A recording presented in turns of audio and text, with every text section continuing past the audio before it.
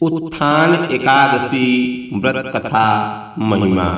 स्कंद पुराण में ब्रह्मदेव तथा नारद मुनि के संवादों में उत्थान अथवा देव उठनी एकादशी व्रत कथा की महिमा कही गई है।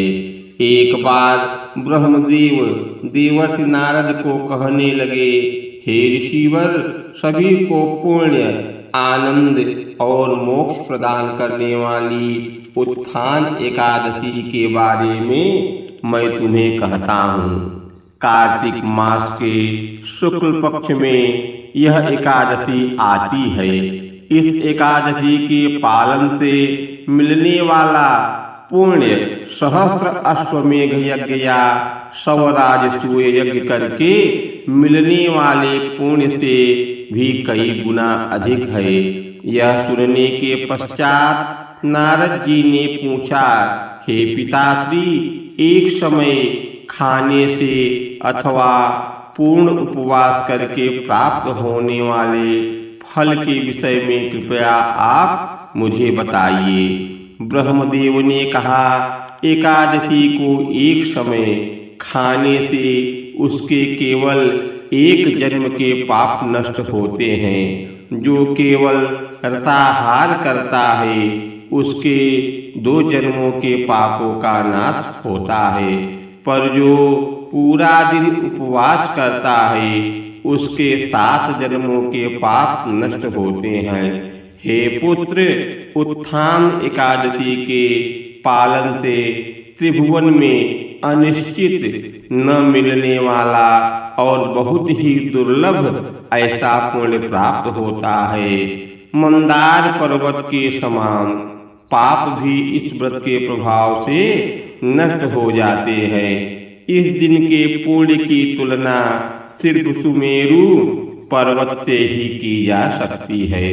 जो विष्णु की भक्ति नहीं करते पर स्त्री भोग करते हैं, जो नास्तिक है, वेदों का अपमान करते हैं, जो मूर्ख है, उनके लिए धार्मिक तत्व का प्रश्न ही नहीं आता।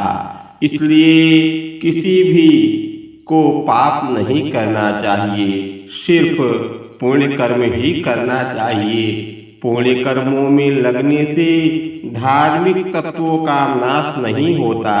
जो भी निश्चय पूर्वक उत्थान एकादशी का पालन करता है उसे 100 जन्मों के पापों से मुक्ति मिलती है। जो भी रात को जागरण करता है उसके भूत, वर्तमान, भविष्य की पीढ़ियां वैकुंठ को प्राप्त करती है। हे नारद, जो भी कार्तिक मास में विष्णु की पूजा तथा एकादशी व्रत का पालन नहीं करता उसके सभी पुण्यों का क्षय हो जाता है। इसीलिए निश्चित रूप से हर एक को कार्तिक मास में विष्णु की उपासना करनी चाहिए। इस मास में दूसरे द्वारा बनाया अन्न न खाने से चंद्रायण व्रत का पुण्य मिलता है। कार्तिक मास में जो भी भगवान विष्णु के गुणों का, लीला का श्रवण करता है उसे 100 गाय दान करने का पुण्य प्राप्त होता है। नियमित वैदिक शास्त्रों का अध्ययन करने से हजारों यज्ञों का फल मिलता है। जो भगवत कथा के श्रवण के पश्चात वक्ता को दक्षिणा देता है उसे वैकुंठ की प्राप्ति होती है। नारद मुनि ने कहा, हे स्वामी, कृपया यह एकादशी कैसी करनी चाहिए, इस विषय में आप हमें बताइए। पितामह ब्रह्मदेव ने कहा, हे द्विजश्रेष्ठ, प्रातः काल स्नान के पश्चात भगवान केशव की उपासना करे।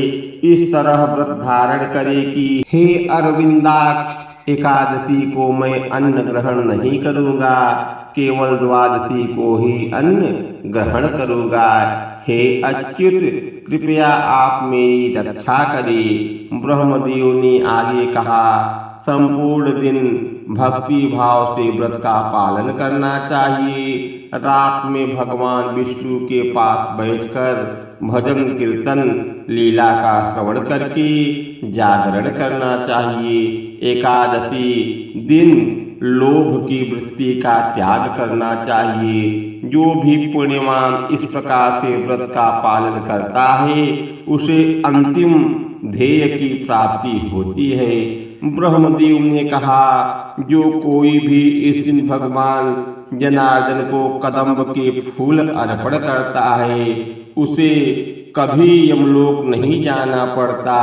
जो गरुड़ ध्वज भगवान विष्णु को कार्तिक मास में गुलाब के फूल अर्पण करता है उसे निश्चित ही मुक्ति प्राप्त होती है। जो कोई भी अशोक वृक्ष के फूल भगवान को अर्पण करता है उसे सूर्य चंद्र होने तक दुख भोगना नहीं पड़ता। समी वृक्ष के पत्तों से जो भगवान की पूजा करता है उसे यमराज कभी दंड नहीं देते। वर्षा ऋतु में जो जगदीश्वर विष्णु की पूजा चंपक फूलों से करता है उसका भौतिक विश्व में जन्म नहीं होता। जो पीले रंग के केतकी के फूलों से भगवान विष्णु की पूजा करता है उसके करोड़ों जन्म में किए हुए पापों से मुक्ति होती है। सहस्त्रदल लाल रंग के कमल के फूलों से जो भगवान जगन्नाथ की पूजा करते हैं वह भगवान के श्वेत द्वीप नामक धाम की प्राप्ति करते हैं। हे द्विजश्रेष्ठ, एकादशी के रात को जागरण अवश्य करना चाहिए। द्वादशी के दिन विष्णु की पूजा करके ब्राह्मणों को भोजन खिलाकर व्रत पूर्ण करे। अपनी क्षमता के अनुसार आध्यात्मिक गुरु की पूजा करके उन्हें योग्य दक्षिणा देनी चाहिए। इससे भगवान प्रसन्न होते हैं।